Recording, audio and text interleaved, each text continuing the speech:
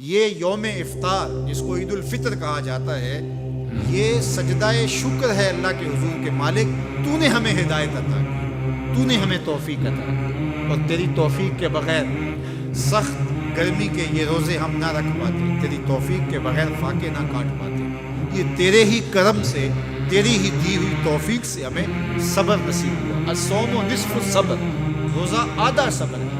تو جس نے توفیق دی، اب اسی کا شکریہ ادا کرنے کے لیے ہم کھلے میدان میں، ہم مرکز میں، ہم مسجد میں، ہم مختلف جگہوں پہ جمع ہوتے ہیں اور جمع ہو کے اس بات کا اعلان کرتے ہیں، مالک میری توفیق بھی تیرے کرم کا صدقہ، یہ قدم اٹھتے نہیں اٹھائے جاتے۔ تو نے توفیق دی تو روزے رکھے گئے، تو نے توفیق دی تو گنتی کے دن پورے ہوئے، تو نے توفیق دی تو مالک تیرے ہی حضور حاضر ہوئے، اور یہ تیرا ہی کرم ہے اور تیری ہی کرم نوازیوں کے رنگ ہیں۔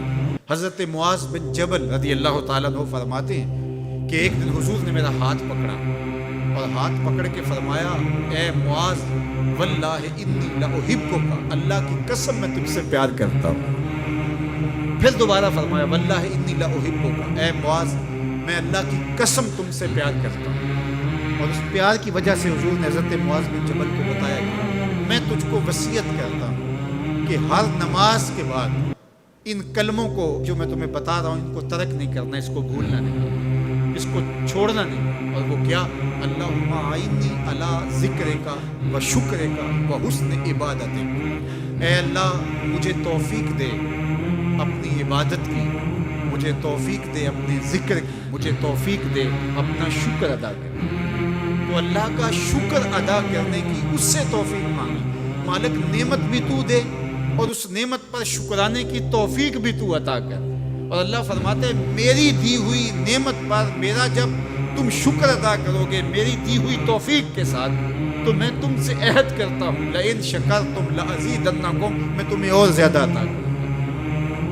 اللہ اکبر، شکریہ سے نعمت میں اضافہ ہوتا ہے، نعمت میں برکت ہوتی ہے۔ ایک دوسرے مقام پر کتنی خوبصورت بات ارشاد کی، ما یفعل اللہ بعذابکم ان شکرتم و آمنتم، اللہ فرماتا ہے کہ وہ تمہیں عذاب دے کے کیا کرے گا اگر تم شکریہ ادا کرو اور ایمان لاؤ۔ اللہ کی چاہت نہیں ہے کہ تجھے جہنم کی بھڑکتی ہوئی آگ میں ڈالے، جو آگ تمہاری ہڈیاں توڑ کے رکھ دے، تمہارا گوشت جلا کے رکھ دے اور تم وہاں ذلت سہو۔ یہ تمہارے رب کی منشا نہیں ہے، وہ یہ چاہتا ہے کہ تمہیں جنت کی بہاریں نصیب فرمائے۔ یہ تمہارا عمل ہے کہ تم عذابوں کو خرید رہے ہو، تم عذابوں میں چھلانگے لگا رہے ہو۔ اس کی مرضی کیا ہے، اس کی رضا کیا ہے کہ تم شکر ادا کرو، اس پر ایمان لاؤ، تو وہ تمہارے گناہ بھی معاف کرتے، تمہارے درجے بھی بلند فرمائے۔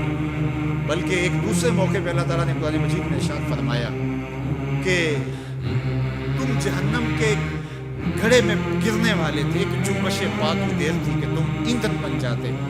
کہا کہ میری نعمت کا شکر ادا کرو کہ جس نعمت نے، اس نعمت سے مراد محمد عربی صلی اللہ علیہ وسلم، تمہیں جہنم سے نکال کے جنت کی راہوں پہ ڈال دیا۔ تو ہمارا رب ہمیں بخشنا چاہتا ہے، ہمارا رب ہماری مغفرت کرنا چاہتا ہے، ہمارے گناہوں کو معاف کرنا چاہتا ہے۔ رحمت رب بہانہ بھی جوئن، اس کی رحمتیں بہانہ تلاش کرتی ہیں، اور بندوں کو بخشنا اسے بڑا پسند ہے۔ تو وہ کتنا کریم ہے، کتنا کریم ہے، کتنا کرم فرمانے والا ہے، کتنا رحیم ہے بندوں پر۔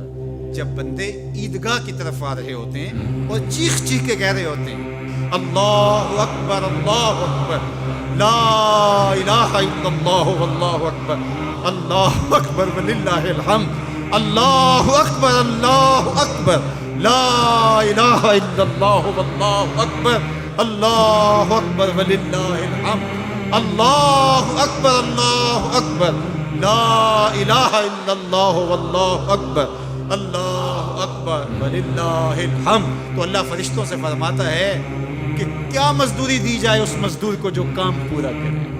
تو وہ کہتے ہیں مالک اجر تو پورا ہی ملنا چاہیے۔ تو فرمایا یہ چیخ چیخ کے جو مجھے پکارتے ہوئے آ رہے ہیں میں نے ان کو بخش دیا۔ اور وہ چیخ چیخ کے کیا کہتے ہوئے آ رہے ہیں؟ اللہ اکبر لا الہ الا اللہ واللہ اکبر اللہ اکبر وللہ الحمد اللہ اکبر لا الہ الا اللہ واللہ اکبر اللہ اکبر وللہ الحمد.